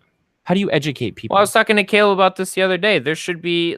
I was talking about this one atheist Austin community in Texas that around election time they would send out a full pamphlet of everyone that was running, a breakdown of their platform. They would volunteer and print these pamphlets themselves, and they would put them in mailboxes, and they would put them at doors. Not trying to push their own agenda, but simply just pushing education. Like if I had a pamphlet that just came in the mail that like nonpartisan broke down candidates for me, at least just to the extent where I'm slightly more informed now, I'm all for that. 100%. What if I told you that there are some polling places where if you same-day register, they will give you the candidates on a piece of paper with their platform? Why do you think they feel compelled to do that? Because those people that register same day probably aren't. You just said that's good enough, though. You just said that they're doing that down there in this commune, and you like that, and you're good with it. Why isn't that good enough for same-day registrants? So the city of Austin. Just move past it. Why isn't that good enough for same-day registrants? Why does that not inform them enough? Okay, what these guys were doing is they were handing these pamphlets out ahead of time before voting registration. So how many people actually read through it and said, wow, I'm so informed now, I'm going to vote? More than there were before they handed those pamphlets out. Can I pitch something? Anecdotal. Go ahead. Anecdotal. I think that's a safe assumption to make, that at least one more person was educated. Agreed, and that is a good thing. I will give you that. Go ahead, Gil. I think there's a potential maybe private party solution to something like this. And that is, I'm just spitballing quickly. If I tweeted, right, if I had this ginormous account that reached most New Yorkers, for example, and I tweeted, guys, can you send me, everybody in the state, send me questions that you would want to ask a governor if you had 5 minutes to talk to him? What questions would you ask, right? And I compile a list of 10 or 15 of those top questions that it seems like people really care about. This is what's affecting the state right now, right? And I get a chance to sit down with each candidate, independent of each other, right? Completely of their own volition. Put them on film or put them in black and white writing or audio recording and just say, here's question number 1. How do you respond? You just have like 2 or 3 minutes to respond to each question, right? And then you just put all those together, right? Side by side for each issue. And then you just sent it out. Just, or put it on the web, for example, right? So I can go in there and I can have an hour, maybe half an hour. I don't know how you cut it together, but you cut it together so that it's clean. There's no audio editing, right? You've got 2 minutes to answer. This is the answer to this question. Putting together something like that, and I don't know. Obviously, there's influence constantly, but putting together something like that would enable people to have the ability to kind of listen for half an hour and say, okay, yeah, I hear what this person's saying, this person's saying, this person's saying, this person's saying. And that's something that we kind of already do with these websites. So like if I go back to, and I'm still on it right now, but if I go back to the Sharp website, Larry Sharp, you kind of already have a breakdown here, right? Business matters, family law, Second Amendment, tax reform, cannabis, education, energy, MTA, healthcare, and digital government. And I go to Stephanie Miners and I would add in there corruption, updated politics as usual, investing in future, accountable spending, housing, and homelessness, right? And if I compile these things and give each candidate 2 minutes to answer each question and splice them all together, and the only edit I'm doing is, here's the question, here's the unedited response, the 2-minute response for every candidate to that one question. And then that way you can kind of, that alone right there, that half an hour, that hour, however long that video would be or however long that audio would be, would make a lot of informed voters. I think right? I think that would inform voters in 1940. But why not now? We have the internet. We have YouTube. Just like you guys said, if you want to inform yourself, you can. They interview all the time. Saying, but no. Go ahead. But not every candidate gets asked the same question in the same manner and has the same. Okay. Like, you're putting it into a box. You're saying, here's the question. Okay. How do you address corruption in New York State? I wonder if the governors or they all did a debate. I would ask you, how many people know who Larry Sharp is going into voting for the New York State governor? I don't know. Most probably don't even know that name. Right. Yeah, sure. I mean, he doesn't get what I'm saying, though, coverage. so hold on. But you jumped right to a debate, right? I would argue that that's a poor way to do it. A debate's great. It's great for ratings, and it's great for all this stuff. And I say that because of this last presidential election. Oh, God. I swear to God, 80% of those questions were left completely unanswered by every candidate because they were too busy bashing the fuck out of each other. Debates only work well when the candidates have respect for the debate. I understand. And now we're in a world where that doesn't happen. Separating them out. Donald Trump. Separating them out. Separated from each other. And just saying, here's the question. I get that. Right. That's fine. And I'm not opposed 2 minutes to answer. And this is what we're leaving. Hold on. Would you guys feel like if there was some sort of if the ballot or if the Board of Elections was responsible for putting something like that together, and they have to remain adherent to these rules, right? Here's the question, and you're only allowed to give 2 minutes per candidate, and you're not allowed to edit that 2 minutes. It's whatever that candidate says. And if you are a same-day registrant, you have to at least listen to this audio. Is that, like, to me, that's a compromise that I feel like I can work a little bit with. Yeah, that's fine. I don't care. Yeah. Look, as long as there's an option towards you. Look, just want if we had a national holiday. No. Oh, sorry. Sure. Well, I mean, Cyril already said that if you're a same-day registrant, you get handed a pamphlet, so... Not a pamphlet. Not always. Because the I wish pamphlet you always did. Pamphlet again. Here's the reason why I'm going against the kind of the debate and the pamphlet and the website is because the candidate can mold the website and mold the debate or force things in a direction that benefits them and not the other person. When you ask a person a question in an empty room and you have 2 minutes to answer, there's a lot less mind games that can be done. Yeah. Does that make sense? Yeah, and yeah. That would be my argument against what you guys are saying, like a pamphlet. Let me offer this to end it. Sure. I'll start, and then I want to hear what both of you think. I just want to, because this sparked a fierce debate. I just want to, I'm asking, and I'll say the way I think of this question, maybe to help you guys frame how you answer it.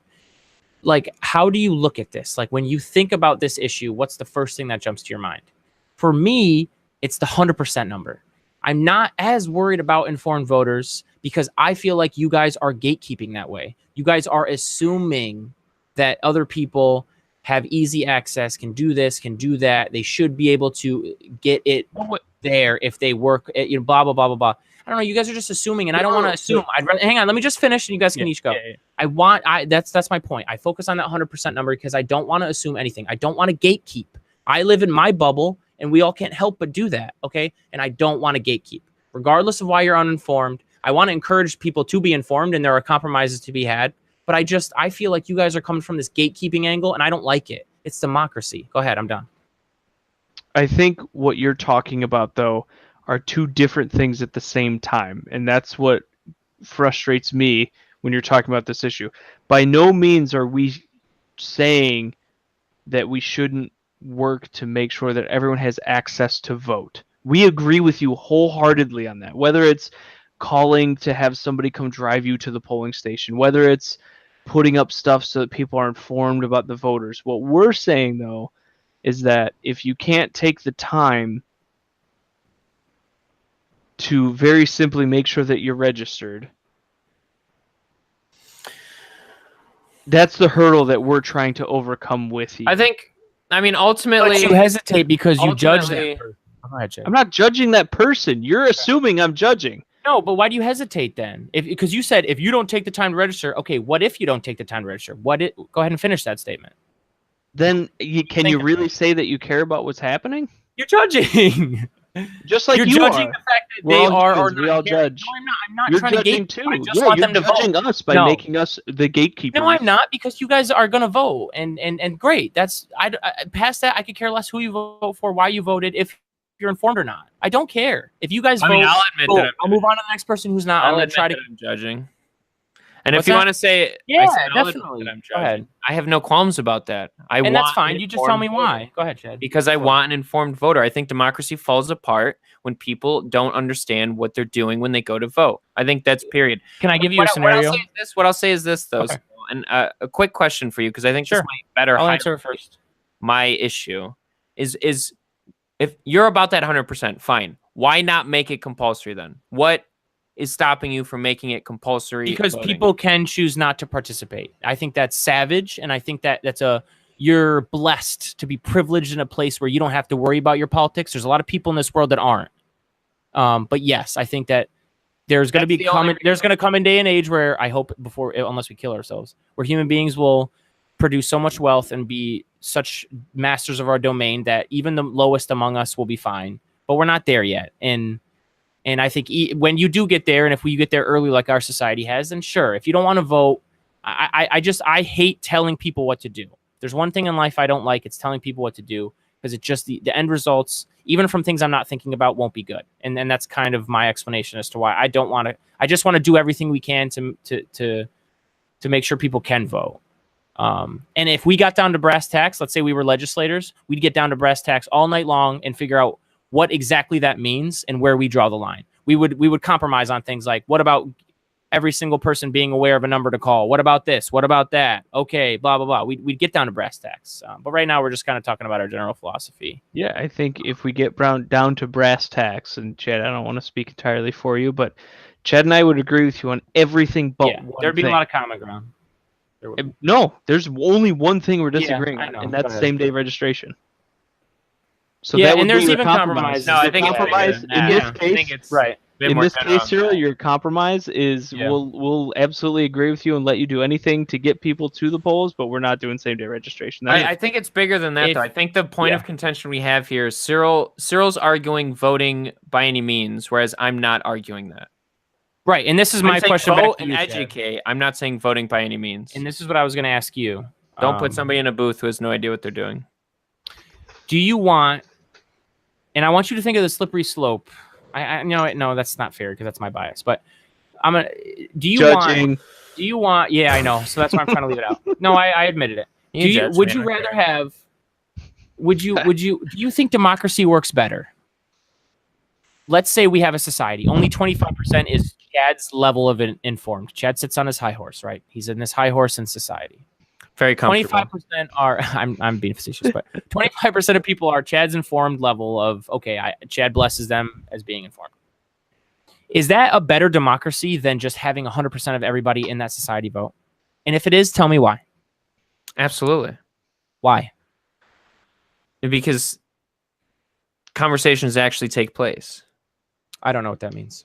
When you force a lot more people, let's say 100% of people are voting, 25% of those people are informed, 75% of those people, the kind of rhetoric that they get into, and we see a lot of it now, I'm not a fan of.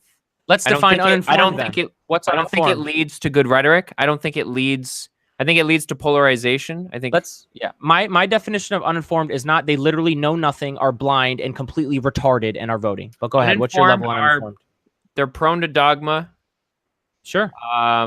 They're prone to bad politics. They're prone to bad rhetoric. I don't like those voters. They shit all over the system. They shit on the chessboard. They knock all over the pieces over. What is that? Okay. What is that one phrase? So let's say these uninformed people knock shit over. So we say, okay, let's only have informed voters. Only informed. Is that not a slippery slope for a small minority of people dominating the way politics I didn't say only have informed voters. Yeah, that's where the difference is. Chad. I'm presenting scenarios. Cyril. No, but Cyril, you're misrepresenting what Chad's saying. No, I'm not. I'm asking questions, and I just want to hear what he says. I'm trying to frame where he's coming from. It feels like you're trying to misrepresent to try to make an overall point. I'm asking him, if you do have that society where only 25% of informed people voted, and everyone telling you what it feels like when you put it in that context. Is that not a slippery slope for a minority to take over all power of an industry, which leads to... So hold on, Cyril. Go ahead. Although you're right, let me argue the opposite. What about the slippery slope of having any fucking jackass who doesn't care and for fun will vote for people like Donald Trump to say fuck you? Sir, you literally argued against yourself. But even when that happens, it's only he barely wins. He barely wins. I mean, it's not like No, so but Sarah, that's the thing, Sarah. Hold on now. If he barely wins at 60% voter register, at 60% of that participation, right? So what do you mean? My argument might be is that other 40%, you might get 10% that are informed that just don't care, and then now you have them voting. Maybe that 30% is just a bunch of a-holes. So let's say you have those 25% informed voters, and now you have 75% uninformed voters who completely derail the whole thing. Now you have a good quarter of the population whose voice is not being heard, right? What is democracy? What is it? I get what you're saying. I get what you're saying. What is mob rule, Cyril? Yeah, mob. Yeah. Not people voting non-violently, even if they're uninformed. That's definitely not mob rule. I'm saying, what is mob rule? What happens when emotions and attitudes sweep up a crowd into the street, and all of a sudden they start what? I said, what do you mean? Like you're clearly asking that question based off of something I said. I don't really know how to answer it. Like mob rule is not uninformed people voting. So, and you said it's not too. So what are you? I don't know what you mean. Like how do you want me to answer that question? Do you want me to actually answer what is mob rule straight up? I can. Mob rule, yeah. I mean, I'm trying to make an analogy here. It's anarchy. Mob rule is basically who's in the streets with the power. Like, yeah, and that's not what we have at all in any democracy, in any Western democracy. Okay. Making an analogy. Oh, sure. Right. I'm not saying that we are literally mob rule. I'm saying that when you have a bunch of people with emotions running high, people who aren't entirely informed, people who are more tribal, and they start running up in the streets. What I'm trying to argue for here is that when you have people who reduce themselves to that level of rhetoric, especially what we've seen with the last election, there's no point to vote because it's mob rule. It gets real shitty. Wait, there's no vote at all because it's mob rule. I would argue that your 25% of people voting is a slippery slope to creating mob rule because everybody else is going to be upset. Mob rule is majority. Right, and that 75% at some point would get upset because they'd wake up eventually when they realize they're being oppressed, which always happens. You can stay asleep at the wheel for as long as you want, but at some point you're going to get taken advantage of. And so they're going to wake up, and it's going to cause mob rule that way too. They're going to say, oh, holy shit, we fucked up years ago, but now we care because you're fucking us. Right, now let's elect Trump. No, how is that mob rule? Chet, you're saying that the people that elected Trump are mob rule. That's literally what you did. You equivocated that. That's crazy. They voted non-violently for a candidate. Oh my God, I'm not saying literally. The word analogy is kind of escaping you here. Okay, you just equivocated it. But go ahead. So you're framing them as clearly Donald Trump didn't get into office because there was a bunch of people with torches and pitchforks in the street. That's not literally what I'm suggesting. Sure. So then I would use another word than mob, but that's okay. Go ahead. I mean that kind of happened in Charlotte. I just want to throw that out there. That was after 2016, but yes. Tiki torches and shit. Just saying. And I don't even know if that was kind of a mob when they started getting violent. But if they marched down the street, I could care less. You're not hurting anybody. You're not a mob. You don't have to hurt people to be a mob. If you're non-violent, you're not a mob. So give me an example of a non-violent mob. Having 1,000 people walk down your street with tiki torches who aren't being violent would still be very especially if you're chanting hateful things. Fair. Right. If you're not chanting hateful things, maybe not. It could be a parade. Those are also known as parades. But if you're chanting hateful things, fine, you're a mob. I get it, Chad. Analogy is lost on me. Fine. Listen. You did equivocate it a little bit. I may have explained it poorly. A little bit. So yeah, go ahead. Explain at least the little bit of equivocation. Go ahead. How about this? Let's talk about mob justice. This has happened a lot in the past, right? Sure. Mob justice is where there's an alleged slight. There's an alleged wrong, and all of a sudden somebody's like getting hanged in the middle of town. Okay. A lot of people got caught up in emotion. A lot of people assumed they knew what was going on. A lot of people sort of... Does this sound like a democracy that has voting? Well, is that not a democracy if it's a majority of people? It is. I would argue that if you have democracy in this day and age, you wouldn't have people hanging people. You know what I'm saying? Like society is... I completely disagree. Okay, go ahead. Just cite something where someone got hung. The reason why you're saying that is because in our democracy, Cyril, we still have checks and balances. If you had a pure just democracy where everybody voted majority on everything regardless, then that can happen. Yeah. Well, is that not true? We can get it. We can dive into the debate of what's the best form of government. That's not. I mean, democracy is definitely a general term. It's been this whole time. Come on, now. Right? You're trying to define it now. Look, come on. No, general term we're talking about. It could be direct democracy. It could be what we have. It doesn't matter. Like this general, like everybody gets a vote. Everybody gets a say. Okay. Yeah. Is the majority always right, Cyril? I would once again. Is the majority always right? So, Chad, let me ask you this. I'm asking you that. Is the majority always right? What do you mean by right? Are you looking at it from your bias, Chad? I'm saying you're looking at it from yours. The majority is what the majority wants. I just said I could care less how you vote. I just want people to vote. No. You can't sit here and point out, Chet. Well, from your perspective, Chet, from your biases, you have the same fucking bias. No, because I just want people to vote. Biases. Hold on. Do you or do you not have your own set of biases? Of course, everybody does. So don't say things like that. No, of course that it mattered to the conversation, dude. Come on, for real. It definitely mattered to the conversation. Okay, I want people to vote. I don't care how they vote. I don't care how uninformed they are. That is less biased. But everybody Go ahead. No, that's horseshit. Everyone has biases. Everyone. But this is pertaining to the conversation, Caleb. Yes, I have a bias. So does the fucking deer that wants to eat an apple off a tree. He's biased to the apple. Okay, this is to the conversation. Don't get off track here. The bias is not as element is, in my opinion, it is not as much from me because I do not care who you vote for. I do not care why you vote. I just want you to vote. Adolf Hitler was elected. Fine. Fine. That's the point Chad's trying to make, Cyril. So he gets to pick the most extreme example, and he gets to use the word mob when people vote. When we talk about voting in a democracy, we don't talk about mobs voting. No, but hold on. We changed the subject. The question was, I already said that was a bad analogy. Subject. He did say that. He stated that. He backed off of that. What he's saying is the majority always right? No, of course not. But it doesn't matter. What's democracy then? What's democracy then? Hold on. What you just said before that, Cyril, was you said, well, what is right? That's coming from your bias. That's not the point Chad was making. What's democracy? The point I didn't say I was right. I said, what's democracy? And democracy is you don't have to be right or wrong. The majority should rule in some way through voting system. Okay, so then you're okay with Hitler getting into power. I am okay with a society choosing what it wants, what route it goes down. If it fails morally and produces a leader, there are so many. I'm saying education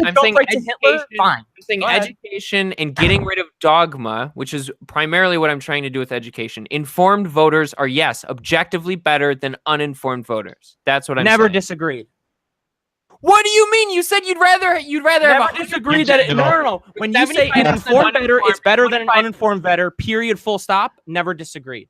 I don't why would care. You not want to I want people to vote because it's their society. Those two statements are a direct conflict with each other. No, tell me why. Because what you're saying, because we agree. So you're saying you don't. Hold on, Chad. You're getting a little emotional. Because Chad, I prioritize the amount of people participating. Hold on, Cyril.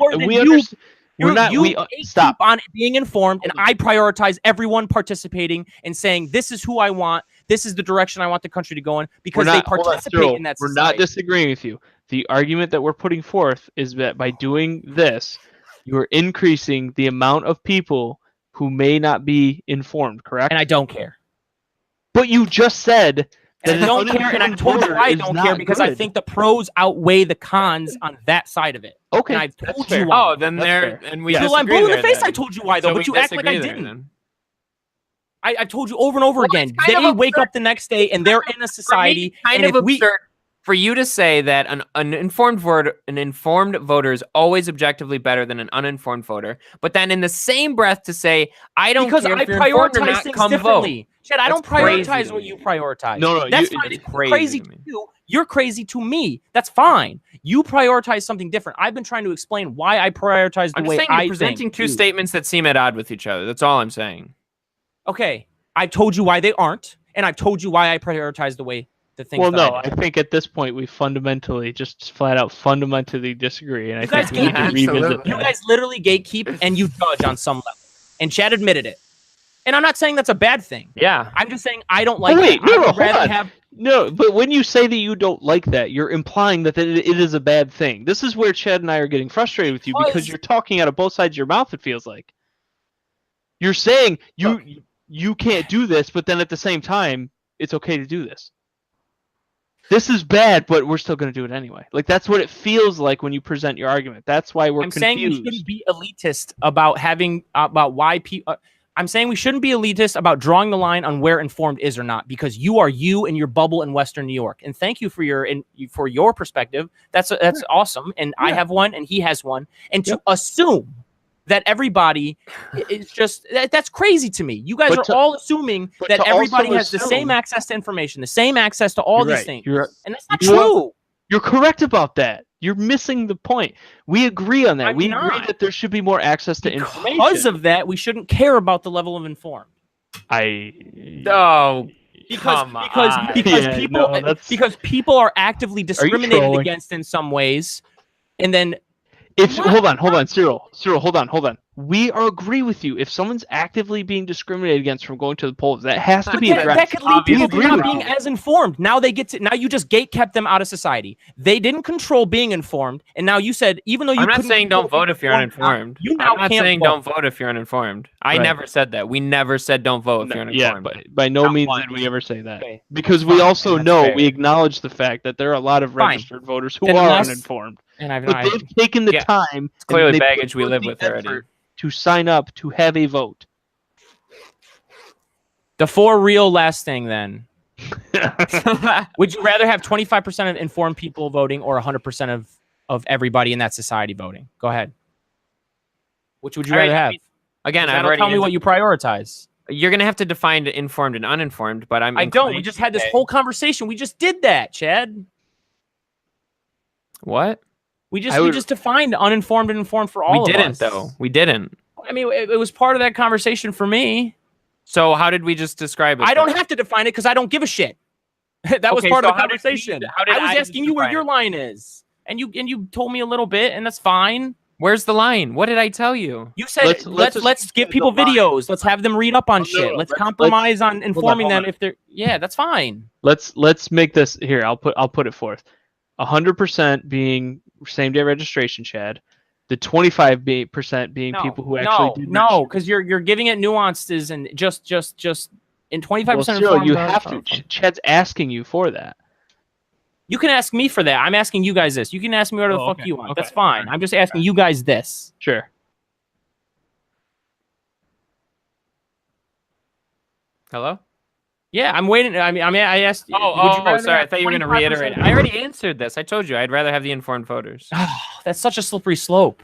Oh, but all right. It's not. I'm not turning anyone away from the polls. If I had to choose one or the other, I told you what I'd choose. I'm not turning away. No, Chad, that's not even the slippery slope that I was saying. I was saying slippery slope because you only have 25% of people now that are pulling all the levers, and we don't like when a minority has all the power, and that's a slippery slope. You handed me a hypothetical. Leads to a mob. So I assume that this 25% informed whatever you want, and then tear me apart. It's fine. Go ahead. That's how it works. You're suggesting that I'm saying we should be turning people away from the polls. I'm not saying that at all. So what are you saying with this 25% prioritizing less people? How is it a slippery slope if I'm not in this hypothetical turning people away from the polls? These 25% are the only ones that are voting. They're coming to vote. They're informed. The uninformed 75% are just not coming out to vote. In this hypothetical. I'm not. How is that a slippery slope? I'm not saying this 25%. Okay, these are the elite voters. That is fair. Like what? That is fair. I guess we all. Yeah, I mean, I think an informed democracy is better than democracy at any cost. I'm sorry, that's just a position. Okay, look, but once again, and this is why I keep asking this: what is democracy? What is informed? Is there a level of Chad informed? Is there a level of Cyril informed? Is there a level of Caleb informed? Yeah, every single person has a different definition of informed. You are talking about something impossible. You're going to try to get everyone on the same page. If we live in reality right now and we talk about what we can do, we can't do that. We can't. Everybody has a different line. Everybody has a different line. Which is why we're not turning anyone away from the polls. I think the question here, and where we don't do enough either, and I think the idea here, and I agree with you on that, Cyril. We don't do enough. We agree on that one. But I think if people, and this is part of my argument, at least I can't speak for Chad, if people have enough foresight to actually register, the idea being is that you understand that there's an election coming up, you understand that there are people that you can vote for. At least you've thought. It could be literally 5 seconds. It could literally be 5 seconds I've thought about it, but the fact that you know the date and where you're supposed to go to vote, the likelihood of that person at least knowing a candidate, I'm not asking you to know all 5 people who are running for governor, but chances are they know one, and they know the one they want to vote for, right? Yeah. To us, and I think the definition for Chad and I is that is an informed voter. And that makes sense. We're not looking for you to be able to walk in the door and recite line by line what's on their website. And that makes sense. We're just looking for enough foresight for me to say, yes, I have to register because I really want to vote for this person. That's I think where we come from. I feel you, and I agree. My response, where you might actually agree with me, my response to that is, if we don't do if our government and our society doesn't do what we can to encourage people to vote and do what we can to make sure as many people that are wanting to vote, then we go down a slippery slope of the minority ruling the majority. And you can be asleep at the wheel. That's fine. But at some point, you're going to wake up when you start getting fucked. Because when power is concentrated to a minority, we're human beings. And you can stop me and tell me if I'm wrong at any point. And interject, because I'll just... It's already a system we have. The minority already rules the majority. I know. And it's fucking stupid, and we need to do more. It's not good. I think where we agree, though, for sure. Every year, in every year of school, we need to encourage voter participation. We should be telling kids that, even at the youngest age, that, hey, go out and not just vote, but volunteer in your community. Talk to people. Go to disadvantaged areas and actually see the plight. Stop living in your goddamn bubble. Problems. Sure, yeah. Yeah. Absolutely. I could go a mile down the street here and be in a super impoverished neighborhood. And sure, maybe a few of those people are there because of the choices they made. But a lot of these people are just working their ass off, making minimum wage, maybe didn't get the job they should have out of high school because they weren't necessarily white. Now they have to start at a lower rung. Let's say they start out at a fast food place or any place where there's not a lot of opportunity. These problems are huge. They're huge. Equality of opportunity is fucked up. We don't disagree with you on any of those things that you just said. We're just and we're going, because now you're kind of getting a little off track. We're going back to this whole idea of registration. I know you do. Get off of it. I'll punch you off of it. When it comes to registration, I believe that all we're asking for is that if you have the foresight to register, chances are you at least know a candidate. That's, to us, an informed voter. I mean, I'm past. I accept that definition. For me, the compromise with you, Cyril, is you're right. We're not doing enough to make sure that people are aware or have those opportunities. We just don't think that doing a same-day registration is the best way to engage voters. And that's why I brought up the brass tacks thing. I think if we actually were legislators, we could hammer something out in a shorter time than we would debate the general thoughts of this, because it's clear that we disagree on the general thoughts, but the application would be just fine. That's where I actually disagree with you. We don't disagree necessarily on the general thoughts. It's the minutia that we disagree on. But you know what I mean, right? I just want to take 5 minutes to create law. Generally, we agree that we want more people to vote. What we disagree on is how to get more to vote. Right. And realistically, the how is actually, there's literally only one thing that we disagree on, and it's same-day registration. I think we disagree a lot more if I want to make it mandatory, but I just don't think that's a good idea. Making things mandatory, it just doesn't work. You can't force people to do things. You have to actually work to win their vote, work to get them involved. Teach a civics class every year. Encourage kids to volunteer. Have a volunteer class every year. Well, you keep going to kids, and can I? Because that's where you shape your society. Well. How much influence? Well, how much influence did high school have over you in your life today? A big influence, a huge influence to who I am on your day-to-day life right now. Okay, so for example, hold on, you took what do they call a PIG? You took PIG, right? Participation in government. Yeah, 1 year. 1 year. Okay, and I'm asking you, how much of an impact has that had on your life? That class specifically. Okay. I couldn't even answer that question, and I know that's your point. And go ahead, Chad. I mean, I remember in PIG we had a bunch of debates about hot button topics at the time, which spoiler alert are also hot button topics still today because we had to figure shit out. I remember having a debate. We also had to participate in volunteering, Cyril. Well, I think my point is a lot of people would not have been exposed to that otherwise. My point, though, Cyril, is that yes, we should. But I'm not forcing anybody. I'm just saying, like, hey, like, I think we agree on that, and I think realistically, the larger influence should be done later in life. And I think that my idea is to make the Board of Elections accountable for that. Rate the Board of Elections based on participation. Yeah. That because yes, I agree with you. You should invest that time in kids to get them to participate, not just in government, to your point, but in the community. But I also think it needs to be ongoing, and that means your town should be sending you stuff, tweeting you stuff like, "Hey, we're doing a cleanup at the park at this place. You know, come out and volunteer. You can get a T-shirt. You know, whatever the case may be. Yeah. Those are things that I think are more engaging to older people. When I say older, I mean past the age of college age. 25 plus. Yeah, and I think it's not even about who you meet or like doing nice things. I don't even care. It's about building character, right? It's about understanding what it takes to build a community. It's about learning responsibility. It's about doing a little public service and realizing that you being a selfish fuck and everybody else being also a selfish fuck is not good for society. It's just not. Can I ask you one question? Can I ask you one question? Oh, it better be a quick one, dude. Dad, you can bounce whenever you want. I'll just outside. I suppose that's fair. Outside of volunteering for your work, when's the last time you volunteered for your community? I have been tutoring a bunch of kids, a whole bunch, ever since the summer. Half of that is paid, half of it isn't. That's pretty much the only thing that I've done lately. This is true. But like I said, it's not about doing good things. And I'm glad you brought that up. It's not fucking about doing good things. It's not even about seeing when Cyril volunteered and calling him a hypocrite. You can do that if you want. But it's about learning responsibility. It's about understanding that building a society isn't about you being a selfish fuck. Stop complaining. Suck it the fuck up. And inform yourself. Get out there and meet people. And because when you meet people, when you realize how a community works, when you get out there, you learn things. You know what I'm saying? You sitting there and fucking playing video games on your goddamn computer all day, sitting in your room. Yes, that's fine, and you can have fun doing that. But like, so do I, Chad. At the wheel because you're allowed to be asleep at the wheel.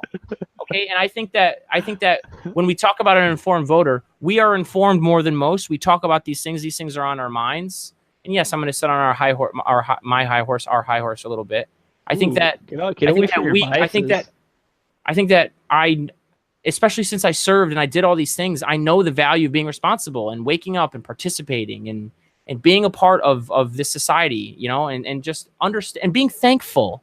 This whole, in this age of Trump, there's too much selfish as fuck mentality. There's too much Trump exploiting the government and his whole admin exploiting the government.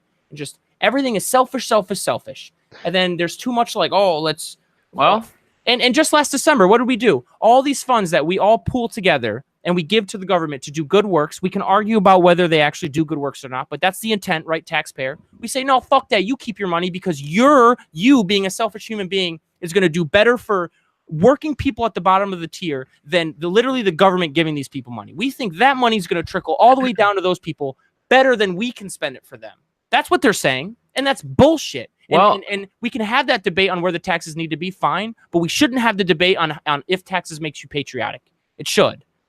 Now, you need to know that it's being spent well, and once again, that's another talk to have. But like this idea that like the taxes should just be gone, and like, where do you think roads are built? You need to start being thankful about the society that we've created and give back a little bit. And giving back isn't necessarily volunteering. It's understanding the importance of that. Well, thankfully, if there's one thing true about democracy, it's that we always elect the government we deserve. So there you go. And then people say, "Oh, but the voter turnout was 60%." Oh, is it really anybody? Right, and that's the government we deserve. That's exactly it. Yep, Chad's right. If anyone ever listens to this, the moral of this entire talk is to go register, vote, and get involved in your community. Involved, volunteer. Get involved in your community. Just understand the importance of what we built, because there's this tide of selfishness, and I think Trump is really just. No, Trump is just. It's just a symptom, not the cause, but he's really expedited. He's really that's ridiculous. Push the pedal to the metal on this like selfish feeling that we're all feeling these days. Just, it's all about us and me. And that's fine. That's a healthy part of an existence, but it's a 50-50 healthy part of an existence where the other part says, I can help my fellow man. And, if I make a lot of money and I've been privileged enough to reach certain stages in my career, I'm allowed to use a lot of that money for leisure, but I should be giving a little bit back to reinvest in my community because it's the right thing to do. It's not just the right thing to do. It makes sense. Cyril wants a collectivist society. What's that? Go ahead. I'm just being a troll. Get out there, vote, get involved in your community.